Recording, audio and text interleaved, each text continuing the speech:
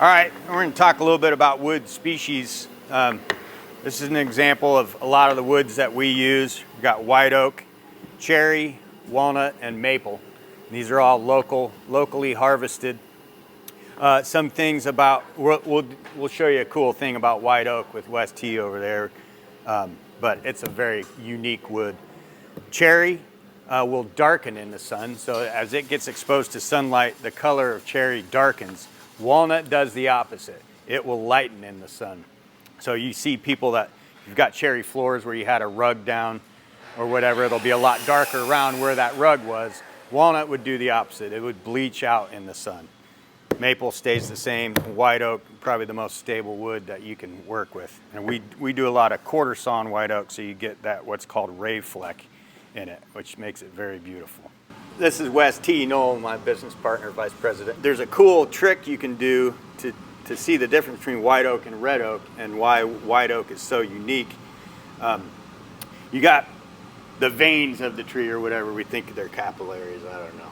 But how the water gets from the roots to up to the top of the tree. And in a white oak, instead of going straight up, it's kind of a highway network of goes up and left and right and goes all around. So that's what makes it so impervious to rain and water and mold. Sometimes it's hard to tell the difference between red oak and white oak. These two pieces, it's pretty easy to tell the difference in the color. But if the color is so similar, it's hard to tell the difference. And this is a good trick to find out for sure if it's red or white oak. So you'll take some denatured alcohol, put a small amount, and take your little sample block and you set it in there.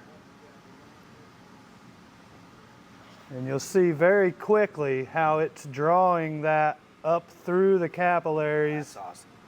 Up to the top.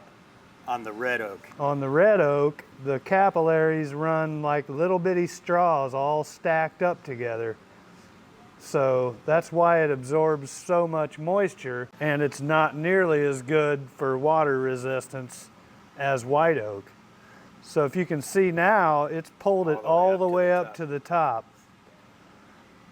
And the white oak, you can see nothing, because it won't draw it up into the wood the way that it does on red oak. So cool.